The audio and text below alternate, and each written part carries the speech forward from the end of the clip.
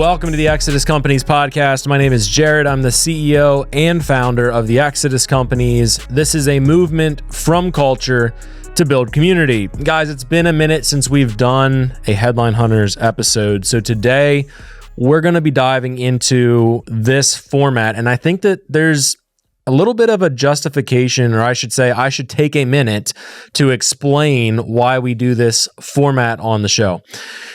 And there's a couple different reasons why I want to do this. One, I want us to be critically thinking about the things that are happening around us in the world every single day. And why I think that's important is, especially over the last 3 years, we have seen an increase in the manipulation that's done through media. Now, I would argue that even before any of the quote-unquote COVID era of media tactics, we probably have been manipulated far more than we realize. And especially before the period of social media, that media has been manipulated for years and years and years and decades and generations, far before we became more and more aware of it. So why is that important? Well, I think it's important because I'm seeing more and more people waking up around us every single day. I think that the last 3 years, although we've lost a lot of our freedoms and we're fighting to regain them back, what it has done is opened a lot of people's eyes to what is happening around us every single day. So that's a good thing. That's a great thing that people are waking up. But we lack the ability to critically think through some of these topics. And that's why I think that this format is so important. I mean, Brenton and I like to kind of trash talk on the episodes here with the articles that we pull up. Some of them are really ridiculous and they're way out there. And sometimes there might be some truth in these articles. They might have just put a spin on them that makes them sort of false. So that's kind of the premise of what we've got going on here at this format. So the way that this works is Brenton will present a couple articles to me, and I don't know what these articles are. So I'm going to try to give my lens of what these articles are talking about. Maybe there's, like I said, some truth there. Maybe they're totally bogus. But I don't think that I'm an expert at dissecting articles, but I am a skeptic.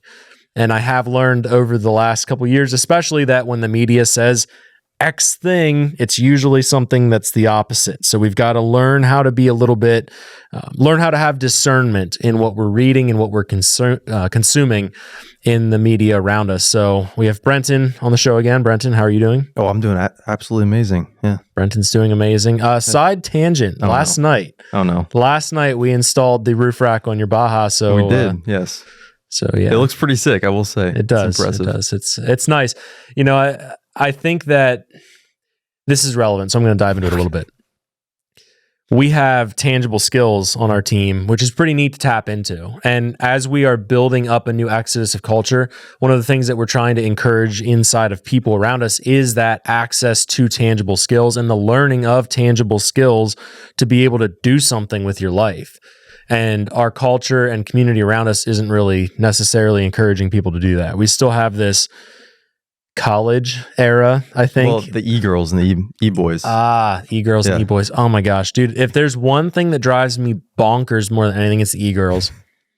Maybe we'll get into that someday, but there's no tangible skills in some of the framework that adults, I'm not even talking generations, just adults raising kids into young adults.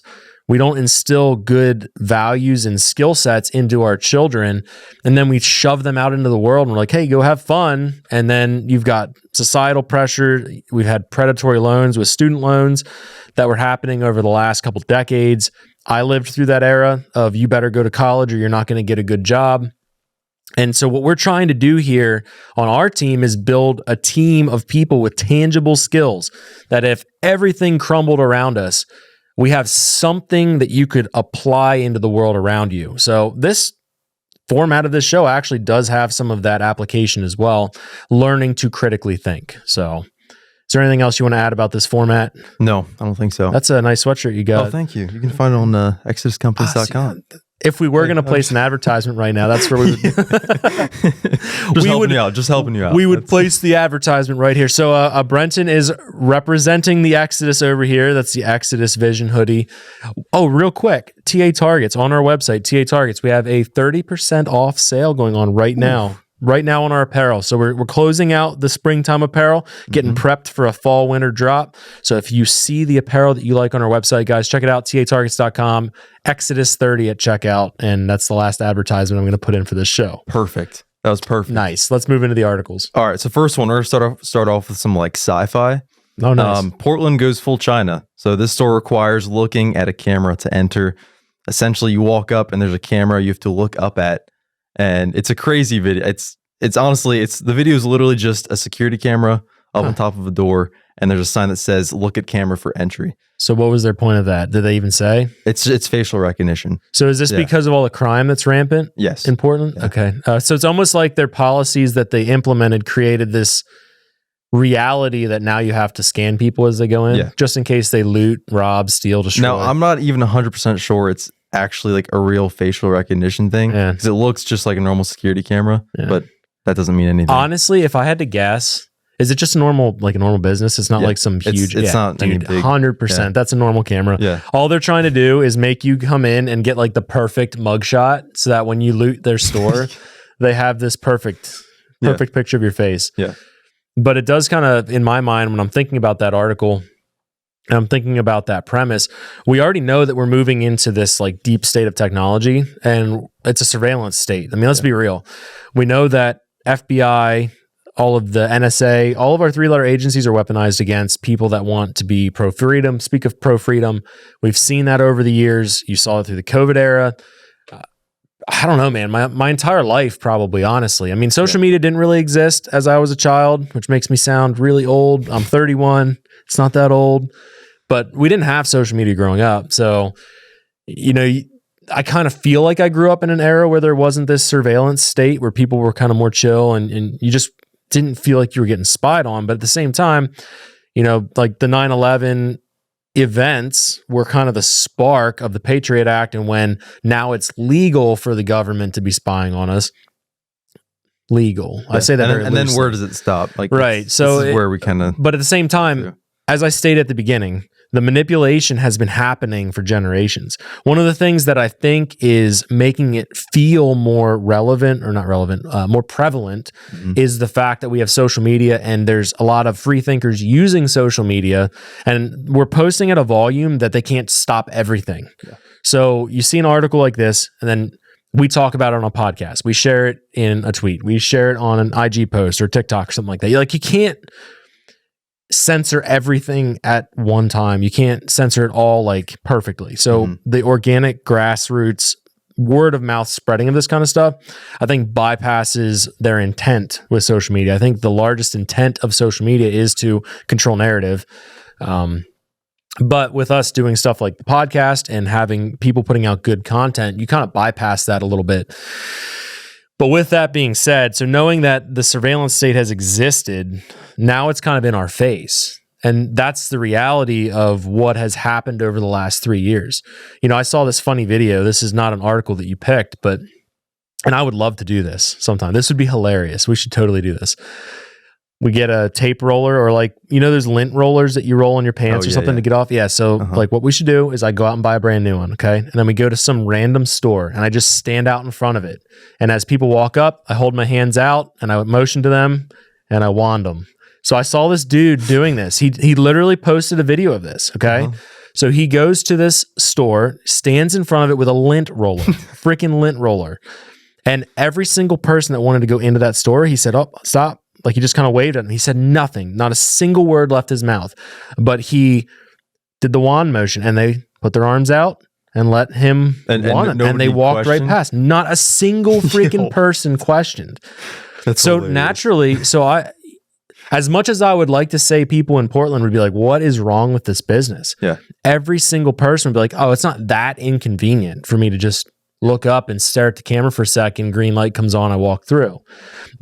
But we're forsaking this individual liberty that we say we believe in, the sovereignty of the individual, and we're justifying it by saying it's not that inconvenient, even though it's freaking ludicrous that as a store owner, you would feel the need to have that kind of camera set up. If I had to guess, it's just a camera. That was my first thought. It doesn't look like legit, but at the same time, like it's it's on its way. Yeah. So you will see at some point. I mean, we know this with the digital currencies they're trying to push, with centralizing the digital currencies, moving away from the dollar, trying to control banks. The fact that all of our money in our country is essentially controlled by private entity. Yeah, naturally, like when you're speaking like we are and you're on the outside, if we don't correct culture now and take back our country, yes, you will, to get your money, have to have things scanned. You will have to be of good standing inside of your community. And the best part about this is people now, when I say that, it's not crazy. Mm-hmm. They're not like, oh man, you're just some conspiracy theorist. You're just some this, that, or the other thing. They literally saw it in 2020, 21, 22. Even now, there's still places that people are essentially conditioned to be living in COVID era. Mm-hmm. And like the dudes driving with the mask in their car alone, like that still exists. I just saw it yesterday. Literally saw it yesterday. So naturally, we have to be smart enough to look at an article like that and be like, well, one, personally, I'm just not going to willingly patronize a state, a city, a township that is that overrun with violence and crime, because quite frankly, we have decided to be all comfortable and padded and play this politically correct game where now, like, it's all legal. Everything we want to do, you know, there's no recourse for someone's actions. And in those areas, I'd say people probably should be turning more toward the vigilante mindset, because, like, I mean, if they're going to wreck your crap, you got to wreck them. And there's a balance there. Just chaos. Yeah. It gets to chaos, but this is intentional by our politicians. So that's weird, but it's not surprising. No, I wasn't surprised at all by that. But on another note, so FBI facilitated social media takedown requests made by Ukrainian spy agency. Essentially, let me just kind of clarify what that means. So the SBU, that's the security service of Ukraine. So as part of the effort, the SBU transmitted lists of social media accounts to the FBI that it wanted to be banned, and the Bureau in turn routinely relayed these lists to the relevant social media platforms.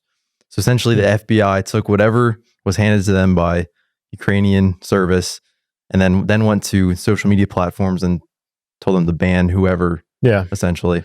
Yeah, we have more and more proof that, especially the FBI with like Facebook, pre-Musk Twitter, you know, being essentially called upon or calling upon social media executives to say, hey, you need to silence that opinion. Mm-hmm. And they'll preface it with, oh, this is a national security concern.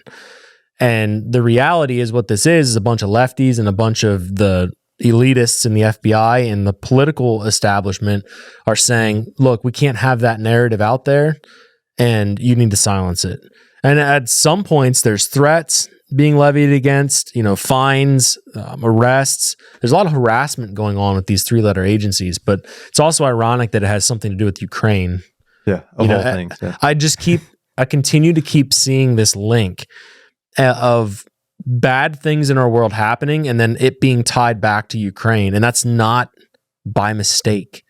Like, we've already talked about this a bunch on the podcast and other content. Like, Ukraine is a money laundering scheme for our country. And currently we are just dumping billions of dollars into Ukraine of printed money that we have printed in the Federal Reserve, funneled it through these private companies that are now making billions on selling tech and munitions and armaments.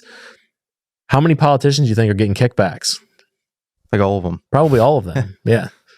Yeah, probably all of them. And that should infuriate us. Not only the fact that our government holds a gun to our head and says, you will pay your taxes. Okay. This stuff pisses me off. Like, as a business owner, as a property owner, like, there's nothing that infuriates me more than trying to build a pathway for my family and then watching my money just getting pillaged from me every single turn.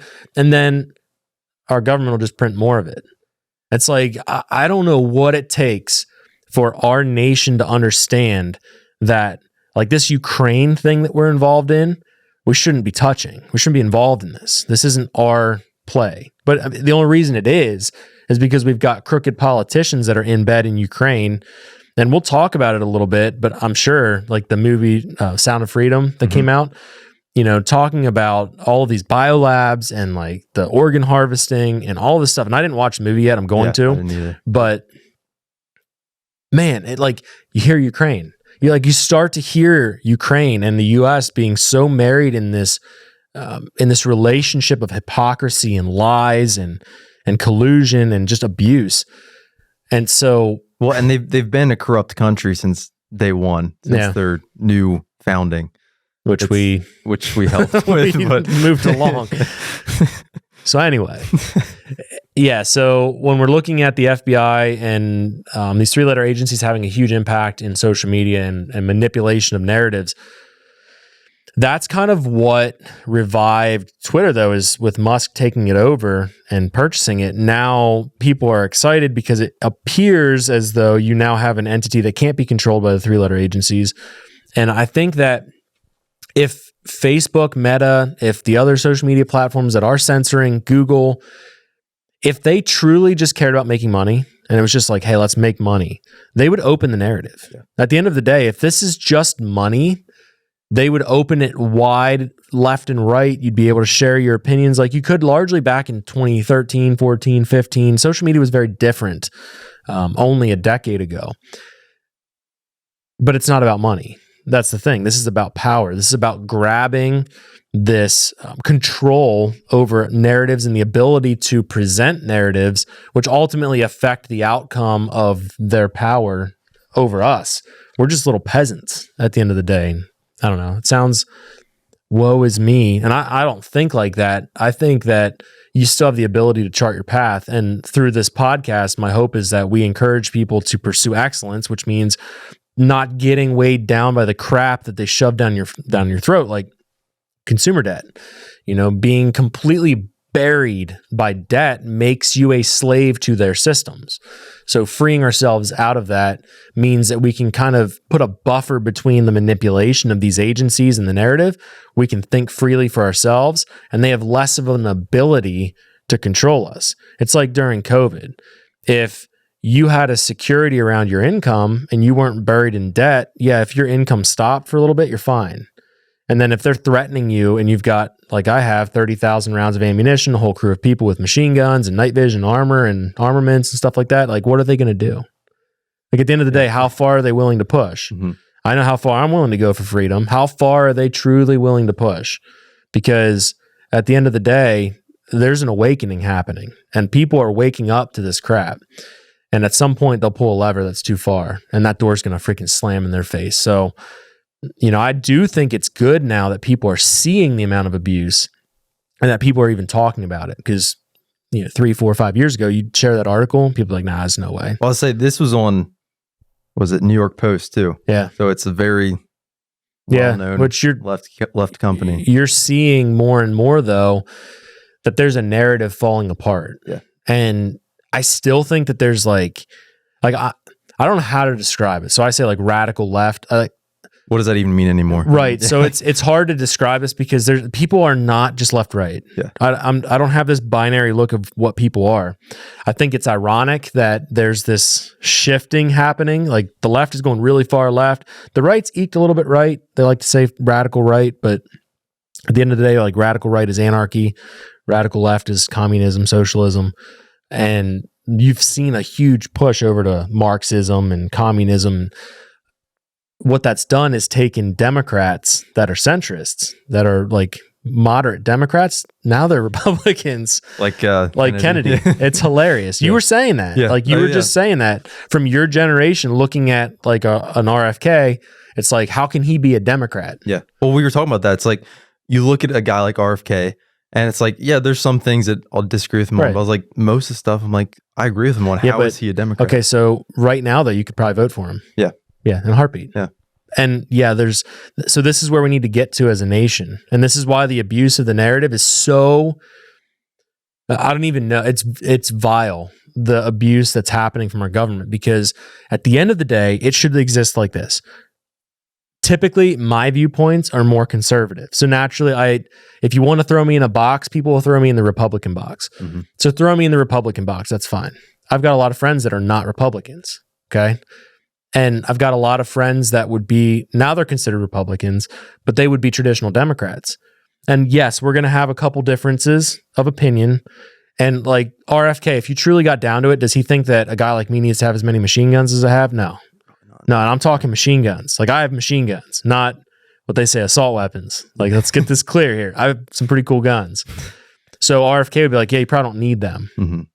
Okay, but what would he actively pursue banning them? No, he wouldn't. And the reason why is because he's going to look at the things like gun violence and say, what's the source of it? Because Democrats should be a logical aspect tapping into empathy. So that's the whole liberal mindset, is like an empathetic view of the world, okay? Whereas conservatives are typically like mathematics. You know what I mean? They're the accountants. They're the, okay, 2 + 2 = 4. And the more liberal mindset's supposed to balance that out. And if we existed in this proper way in our country, you'd have a good balance. And at one point we had that balance. And that's why when you hear an RFK come out from your age and say, I'm a Democrat, you're like, whoa, hold on a second. No, you are not a Democrat. And it's like, yes, that is actually the reality, is our country is actually, or was for a period of time, so much closer than what we see now. Yeah. And that's something I probably would have never experienced. Yeah. Well, you couldn't. Yeah. Because I think the first time my age group was introduced into politics hardcore was like at the end of the Obama era for like the Trump and and a lot changed. Campaign. So a lot has changed. Now there's a lot of abuses. Like when I was in 4th grade, 9/11 happened. Okay. So that's the start really of the radical explosion of control in our country. So 2001 until now, we're talking seriously 20 years. That's it. It's crazy. Just boom, snap my fingers, my lifetime. And I've seen this happen. But, you know, I remember growing up, if somebody said, and I said this before, if somebody said the word liberal, typically that meant like the crazy blue haired, like right now, what would be the progressive, the radical left. But Democrat was your neighbor, your friend, the hard worker. They were still the blue collar, like the normal person. And there wasn't this huge divide. And if we really want to save the country, that's what has to happen, you know? And the hardest part is with the narrative being controlled, you're pushing the left really far left, and you're pushing the right really far right. Because you got guys like me that are willing to literally die to be free. Okay. There's a lot of us like that. Yeah. That, you know, knock the wrong dude at 3 a.m. and say guns or kids, I'm taking one of them. You're going to end up dying. Someone's past tense. Okay. It could be me, could be a couple other people that decide to enter that door at 3 a.m. However, you've got a lot of people like that because there's so much abuse, you're shifting that pendulum even harder over to the right. So you've got a lot of people that are normal people that are just saying, look, leave me alone. I want to pursue excellence. I want to build a business. I want to have the things of the American dream. Just leave me the frick alone. But the only way we see being able to do that is with confrontation soon. So like you start to swing that too hard to the right even, and now you've got violence. And so, like, they like to say January 6th was an insurrection. No. Bro, that was boomers. Yeah, that was. But, like, half those people were obese. Like, let's get real. Yeah. Bring it to the mountains up in what they call Appalachian. Bring it to Appalachian Mountains. Seriously. Dude, those memes are crazy. Bro, that's a different type of people. And, dude, the Appalachian Mountains are full of people that just want to be left alone. Yeah. Anyway, don't mess with Appalachian. That's all I got to say. We're in farm country. Technically, my friends that are in the Appalachian, they laugh at us because we're flatlanders. We'll say we're part of the Appalachians. We're technically on the verge. We are, but it doesn't count. It's not the same. It's not the same. Anyways, third article, really quick. The CEO replaced 90% of support staff with an AI chatbot. It's really interesting. Essentially, this Indian startup laid off 90% of his support staff after the firm built a chatbot powered. The firm built a chatbot powered by artificial intelligence that can handle customer queries much faster than his employees. Essentially, he had an employee built this chatbot in 2 days, and then it worked so well, so he fired 90% of his staff. So, you know what this makes me think of is all the influencers on TikTok and Instagram that are like, oh, I'm using this AI tool for Premiere Pro. Yeah. I'm like, bro, all you're doing is ending your career. That is it. And you know what? Is there a place for some of the AI in our world? Maybe. You could maybe make the argument. Yeah. I said this on our episode where we specifically talked about AI. I don't know. my general tendency is to say, I think humans should reserve human interaction for each other. Okay. We cannot be devoid of interacting with real humans.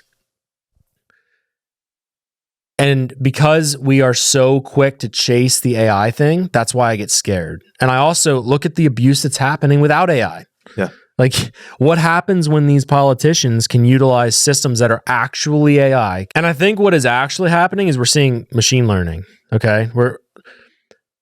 Here's this theory that I heard. Okay. So there was this guy, I don't even remember who it was, threw out this theory that really kind of resonated with me. And I was thinking about it, I was like, okay, this is true. Maybe this is what we're actually seeing. We still have essentially just computer software that's doing ones and zeros calculations, taking in data that we tell it is true. And then it produces essentially averages of results based on learning those patterns. But all we're doing is connecting essentially software to calculate the best response. It's not actually thinking. Well, that would make sense because most of these like chatbots, they're always biased in some direction. Yeah, it's because we're training them through that. It's because humans are creating everything. So my reservations on AI are reservations on the moment that humans actually unlock the ability for a digital brain to exist. Essentially digital consciousness. Okay. So digital consciousness is where I would say I get a little scared. I get terrified. And would that tap into the emotions as well? I think that's when it can write its emotional DNA, essentially. Yeah. That's when you have AI. That's actually an interesting thought. So like, am I scared of a Premiere Pro program that takes a timeline and chops it up? No, I'm not scared of that. And again, I'm saying that there might be an application for stuff like that. I know you and I would freaking love to implement some of this stuff. Well, we've talked about it. When I'm cutting up a timeline, like I was just doing with the Keystone Carry video and I'm chopping through Premiere, I'm just like, it freaking sucks when you're trying to top off microseconds. So I think we have to be cautious. Yeah. I think it's a delicate balance that we're walking on. I don't think AI actually exists quite yet, the way that I think it's a good talking point, but I really think it's like having an auto calculator on your computer right now, running software in the background. Like back in the day, they would have physical wires connecting options on boards to say like, hey, these are your options. It's like, I forget what that very old school computer that was used to decrypt the Nazis' communications. It was like encrypted communications back in World War II. I forget what it's called. There's a whole movie about it. But anyway, it's like analog AI. It's like taking options and literally wiring them together and training your computer to spit out results based on averages. And I think that's more of what we have now. I'm not saying that machine consciousness doesn't exist, but I also think God's going to wipe us off the earth the moment we create that. Yeah, I feel like we're going to be gone before that. I'm pretty sure at that point, it's like, okay, you guys have gone far enough. Yeah. But maybe not. But we also have to be careful with like we've talked about this going back to Premiere Pro. There's so many times where we can cut down our editing time on like non-creative things, things that don't really require human to be creative. But we ultimately decided no, because that's still pushing that limit a little too far. Let me explain that a little bit from my lens. So I want to employ people. Yeah. Okay. So you could argue, somebody that's listening to this is going to say, well, you have CNC machines and stuff. Yes. Okay. So there's a limitation. There is this reality that, you could go back to the 1800s where we would have people with chisels like in the shop chiseling away at stuff and almost killing themselves. Like, yes, we don't want that. We want to employ enough technology that we can replicate a product efficiently, but still have the human experience and the human interaction on our team. So there's a balance there. I don't know that balance is a left-right, black and white. I think there's a gray area that every business owner's got to think about. Am I willing to implement the amount of tech like this guy you just talked about, this company that wiped out 90% of their workforce? Am I willing to be that business owner? My answer is no. Yeah. Now, what we do is we implement tech as we grow our team. As our business continues to scale, we increase the technology and we increase the people to manage that technology. So we have a good balance as it's going up, implementing more software, implementing people to manage it. And I think that's a healthy way to approach it while still having that human interaction. But that doesn't surprise me. That's the reality. All these people begging for AI, they're going to find that your job is gone. So that only further increases the need for us as people to be pursuing excellence, to, like I said at the beginning of the podcast, to have hard skills that are valuable. Because guess what? If you're just throwing stuff in a bag, it's getting automated. You go to McDonald's, I don't recommend it. Don't eat at McDonald's. It's a horrible place to eat, but it's getting automated. Like all of these places, all these people that wanted $15 an hour, guess what? All those positions that were going for $15 an hour, automated. And I actually heard that with Amazon because Bezos was pushing the $15 an hour. I don't know if you remember that. It was a couple years ago. Yeah, I remember that. Really pushing for $15 an hour. And now you see that most of those jobs that would be $15 an hour in Amazon are automated. Yeah. So like it was a great talking point for him. He got to say, hey, I want $15 an hour for my workers.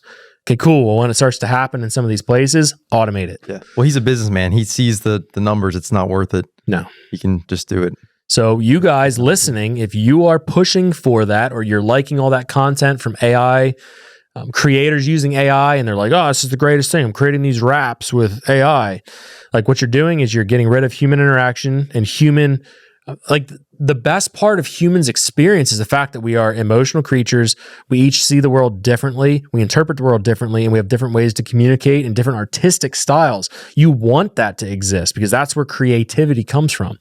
But those of you that are pushing for the AI in that level, you are just essentially raping our community of artistic ability, of creative thought. And on top of that, if you don't have your crap together, like all of you that are currently buried in student loans, that are working a job that is not even relevant to your career path that you chose, and you think it's going to get easier with AI, bro, no, they are not going to let you have an easy ride. There is no utopia where this artificial intelligence exists, and because of that, we all just get to make the same amount of money and everybody's happy and everybody's healthy. No, that crap doesn't exist.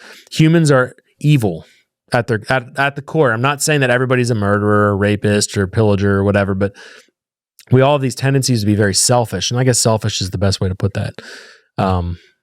So naturally, you know, when you start getting power, people tend to be very selfish about that. And the things that they implement will hold you back unless you are pursuing excellence and becoming excellent, becoming valuable. So yeah, that's my thoughts on that. I mean, it's not surprising. I mean, that's the natural progression. I wasn't surprised. Yeah. But speaking of new technology, we saw Threads with Meta. So that's another interesting topic because now they're not a monopoly, but they're getting to that point. Anyways, Vice did a review on it, and essentially, I'm just going to pull a section out of the article. They said Threads is an assault on the senses. Once you've experienced it, it's impossible to scrub from memory. Threads is a kaleidoscope of disturbing images and unpleasant information, a cautionary tale to be avoided, and a revelation of truth that feels stark and unavoidable. I was kind of confused by what they meant. Apparently, when you read down the article, they went on Threads and they see like horrific things as far as like the sinking of USS Kitty Hawk in the Persian Gulf, skin peeling in the wake of a nuclear attack, soldiers and police officers moving through cities, murdering hungry citizens, stuff like that. Interesting. Yeah, and I was surprised because this is Vice. I didn't think they would. I was going to say, isn't that what all Vice does? Is like go around third world countries that are currently imploding and then... Yeah, that's interesting. But like they didn't provide any other context though? Well, their whole article is essentially that it's just not a very well laid out app and they see bad things, but I don't know. Because the only thing I saw was people in our industry getting on Threads and pushing the same kind of content and immediately getting restrictions. Really? Yes. Okay. So it's like, to me, if anything, what you're going to see from Instagram is a more censored version of Twitter. Yeah. If I had to guess, that's what Threads will become. Maybe it's free now because like they want people to pull away from Twitter and they want people to go into Threads. But I think if it's going to follow Meta's formula, like they're just going to censor everything. Well, and within a day, since I've been on Threads, there's so many. I don't know. I guess, do you call them threads? Like the individual? Bro, I don't even know. I guess. Yeah. But there's so many threads just bashing Twitter and Elon. Like they're just pushing that to the top of the search pushing feeds. The narrative. It's honestly kind of hilarious. But I think I told you my favorite thing that I've seen on Twitter so far is, and I don't know if it's Musk himself, but there's Elon Musk, his actual account, and there's Elon Musk in parentheses parody, and it has the same profile picture. And there's a lot of back and forth happening between them. Like I swear it's an intern. It's got to be an intern. But currently the parody account for Elon Musk is like challenging Zuckerberg to a cage fight. Oh, yeah. And it is I've been the seeing that. absolute funniest thing I've ever seen. Calling him Lizard Boy and Zuck. Well, 'cause I think, is it Dana White of... I know who you're talking about, but yeah, I think he wanted to get them like on an actual fight. yeah. It's hilarious. Yeah, it's like looking at it. I'm pulling it up on my phone because it's too funny. Again, I don't even know, like the way that it's being played out. It wouldn't surprise me if Elon is behind this spoof account. I gotta find it here, right there. Parody. Yeah, it literally says Elon Musk parentheses parody, but it says Elon Musk AOC, and it has AOC's face next to you. Like it's. Like this pinned tweet says, I spent $44 billion for this app and now Lizard Boy just decided to hit copy and paste. It's personal now. See you in the cage, Zuck. So essentially the way I look at Threads is largely it's like Zuckerberg hit copy paste and tried to do what Twitter's been doing. And some of that's sort of refreshing because what that means is that Twitter being in Elon's hands means that there's more freedom of speech happening. And I will say this, there's a lot of opinions that I see in my own feed on Twitter. On Instagram, I don't see that. Okay. Like we're kind of in this echo chamber on Instagram. Like they allow us to exist in this world of firearms. I know that Exodus Companies isn't a firearm company, but we have a lot of other companies that are firearm based that have night vision, thermal, body armor, things like that. And so in that space, like how many of our accounts have I showed you that I open up and it says your content cannot be shown to well, I think non-followers? it was Arcane and TA in the past week or two, right? Arcane, TA, my personal page. That's right, your personal. You can't, it will not show our content to non-followers. And so naturally they want to kind of control it's that. funny that they're actually saying that now because before, if that happened, you usually wouldn't know. Yeah, everybody was like, "Oh, I'm shadow banned." Yeah, and we were all like, "Nah, it's not. It's just you just suck at content." Which is true. Which is true on some points. I mean, if you suck at content, man, it's not shadow banning. You just suck at content. But it is true that you go into my account, open it up, immediately it says your content cannot be shown to non-followers, and you'll see it in a month span. Like 300 non-followers will see my stuff. And the only way that they're seeing that is people that send it to their buddies in a DM or something like that. Whereas when we switched TA's content, when we were launching all the new products, I don't know if you remember that, we moved away from a lot of the shooting because we were launching brand new products on TA targets. So our content, although to us was kind of boring because it was just like, hey, here's our product, here's how it works. And it's not the best engaging content because it's not cultural or educational or firearm related. It got seen by over 130,000 non-follower accounts. And then as soon as we switched back to the training and educational, it dropped. Like I showed you that graph. Yeah. It completely freaking tanked. It was like 2,000 in a month. Which is funny because we were just disappointed with product content in general. It just never performs. Yeah. But they don't want you to post the stuff with shooting training. Anything cultural that's pushing people toward excellence, it gets throttled back. And now they're not scared to say that that's what's happening, which is ironic.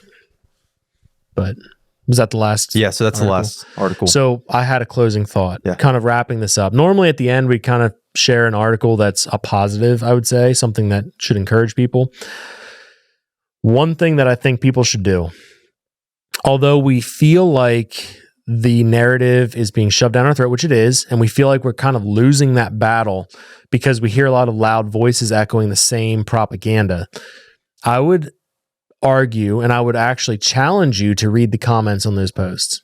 So go on to the websites or the feeds that you know are typically left-leaning, that are hardcore, like Marxist, communist leaning. Read the comments and try to find people that are supporting, say, President Biden. Okay. You won't find it. So I actually saw this dude. Again, I got to start like cataloging who these people are because it popped up in my feed. He offered, I forget what it was, $100 or $1,000 or something for somebody to find a reel that was made about President Biden in a positive light. That would actually be hard. It would be very difficult. You know what it is? It's impossible. Yeah. It's impossible because nobody looks at him and says, yeah, it's my president. And if they do, they're freaking insane. This isn't a political thing. This isn't left, right. If you look at him and say, yeah, bro, there's something wrong. There's some screws that are loose.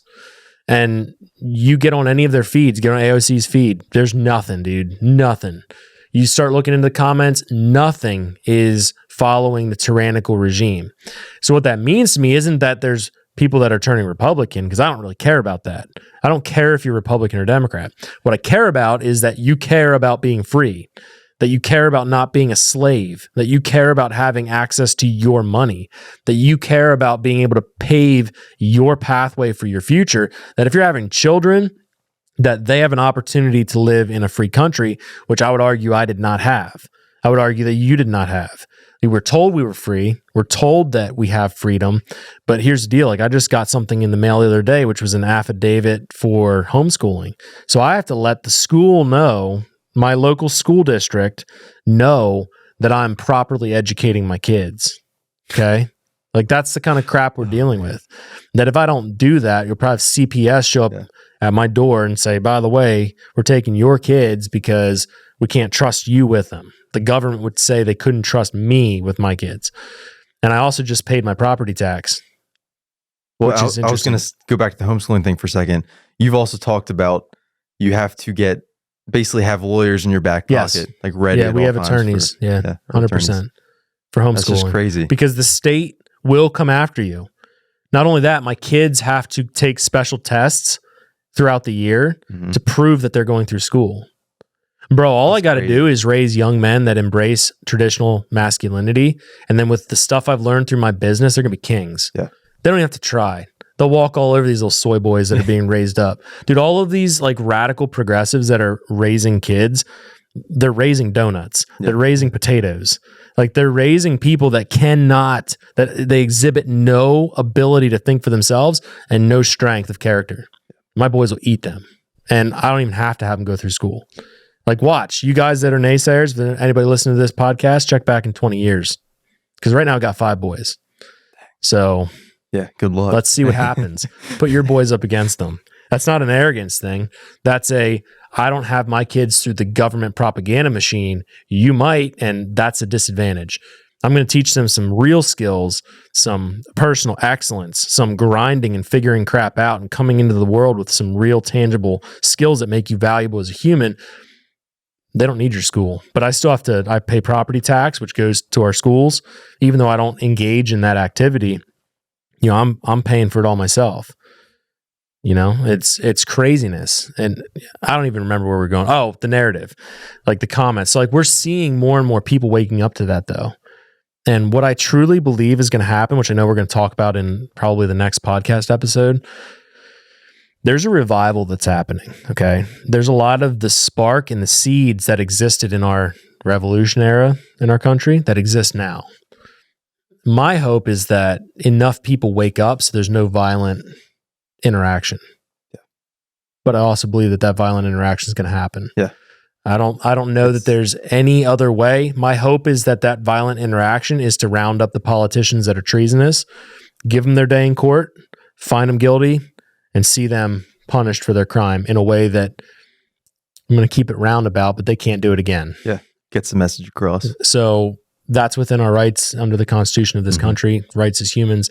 So I don't want to see us fall apart. I want to see America be strong. I want to see people being able to forge their path towards their own destiny. I want to see individual liberty and sovereignty revived in the country. And I think if you read the comments on the posts of these radical weenies that are out there on Twitter, Instagram, TikTok, they are getting freaking destroyed because nobody is with it. There isn't anybody with it. So like, my last bit of encouragement to people that are listening to this podcast, you might feel like you sharing an opinion like I just did makes you radical because you've got family members that might disown you. Well, screw them. Like, seriously, forget them. You think that they're going to cancel you? They can't. Like, literally, if they tried to cancel our business today, what's going to happen? It would grow. It would grow. Yeah. Not only that, I would make more money. You would make more money. Our team would make more money. We'd invest in the business and I'd keep doing it. I would show up tomorrow with the same message. And honestly, please try to cancel me. Do it. Do something that makes us quote unquote canceled. You'll see me on the news. You'll see our business left and right on this country. You'll see me buying more buildings. Like, bro, that'd be amazing. You want to? It'd be amazing. You Like, say? what do I need to say? What do I need to say to make this happen? Like, for real. Like, what do I got to say? So for all of you listening, be encouraged by that. The fact that, 2020 to now has forged a path that allows you to stand up and say, no, F you, I'm not going to play the game. And you don't have to be worried about it. That's the best part, because the canceling's already happened. The businesses that were going to fold by the woke culture have already folded. That it's already done. Now try to do it. Like, I didn't fly a rainbow flag on my company in June. Yeah, and we're still here. Yeah, like, sue me. I didn't put up a black square when everybody thought that was a cool thing to do. It's the dumbest thing I've ever seen. Sue me. Like, woke is broke. We all say that. Like, go woke, go broke. That's what happens. You play the woke game, you go broke. You play the pro-America, building American businesses, American manufacturing, and hiring Americans, cancel it. Try it. See what happens. You don't have to be scared of speaking truth. And again, I'm not saying you've got to be this Trump-loving Republican. That's not what I'm saying, because, honestly, I feel almost more revival seeing like RFK coming out and speaking. That gets me pumped up. Okay, I'm going to clarify. That gets me pumped up. Hearing Trump speak doesn't get me pumped up, because it's a lot of infighting. It's a lot of like bashing each other. Ron DeSanctimonious. Ron DeSanctimonious. So what I'm getting at is, you don't have to think exactly like me. You don't have to be exactly like me. You don't have to be exactly like my team. You can be part of the revival, but it takes this mindset of being willing to turn off the news, turn off the crap, turn off the baloney that's out there, think for yourself, and then build tangible skills, and then invest in your community. And we'll talk about how we're going to be doing that more and more over the coming months. But I guess that's it for today. We should probably wrap it up. That would be it. So guys, there's a couple ways you can support the podcast. The biggest way that I would say you could support the podcast is just simply by word of mouth, sharing the podcast with somebody that you care about. And I know that might seem small, but I can tell you that sharing this podcast with somebody that you care about that needs to hear this message is going to spread this message far and wide. And there's ways you can support us monetarily. I'd be honored if you do that, but that's not the point of this podcast. The point of this podcast is saying, hey, look, we're blessed enough to have the equipment that we have, the lighting, the audio, the place to do this, and the team to do this. So we want to give back into our community. This is not free. This costs a ton of money to do this, to run this podcast. So the support is needed. If you can, buy a t-shirt or buy a Steel Target or buy night vision or armor. If you cannot, I understand this economical time that we're in is a mess, and we're all feeling that crunch. So if that's you, you can still pay it forward. It means the same to me if you share this episode as if you go and buy a Steel Target. And I know that might seem crazy, but trust me, that is equally impactful. You do not have to buy something from us. If you do want to buy something from us, there's a couple websites. I'd say go to exoduscompanies.com. That's the sort of main hub, the parent of our organization, and you'll find all of our brands there. You can buy the apparel right through Exodus Companies. However, the apparel on Exodus Companies right now is not on sale. It is only on sale on tatargets.com. So if you want to grab the apparel, be as devilishly handsome as Brenton is over here, give us the Riz. No, please don't. If you want to be just like Brenton rocking the Exodus hoodie, you can save 30% right now over on tatargets.com. The code is Exodus30. If you're listening to this podcast and it's months and months in the future, sale's probably over. You missed it. But we have 5 new designs. Then. So, I mean, you probably didn't miss out on too much. But guys, the cultural revival relies on you. It relies on me. It relies on all of us. We've got to be doing our part, doing the work in culture and pursuing excellence on every single front. So I would encourage you guys to stand up, spread a message of freedom, liberty, sovereignty, speak the truth, and never, ever waver from those values. We'll see you guys in the next one. Thank you for listening to the Exodus Companies podcast. This is a movement from a broken culture to build a new, rejuvenated community. If you want to support our growing team, the first thing that you can do is pay it forward. It costs you nothing, and it ensures that our podcast is reaching those who need to hear the message the most. Share each episode, post on your socials, and always be sure to tag us. Another way that you can help support the podcast and help it to grow is to suggest topics on our YouTube channel comment section. If you didn't know know, we post videos weekly on our YouTube along with the audio episodes that you're listening to now. Swing over there, hit subscribe, and make sure to leave us a comment. Lastly, shop any of our brands and consider purchasing some of our products. We don't beg you to do this, but it is necessary to sell our products to support our mission here at the Exodus Companies. We can't do this for free, so it does require our followers to support us through our products. If you feel called to do so, the amazing part is you are supporting U.S. manufacturing and U.S. employees. Your investment into us supports families here in the United States and helps us to continue to do what we are doing here at the Exodus Companies. Thank you for your continued support. There's much work to be done in the culture. We will see you all in the next episode.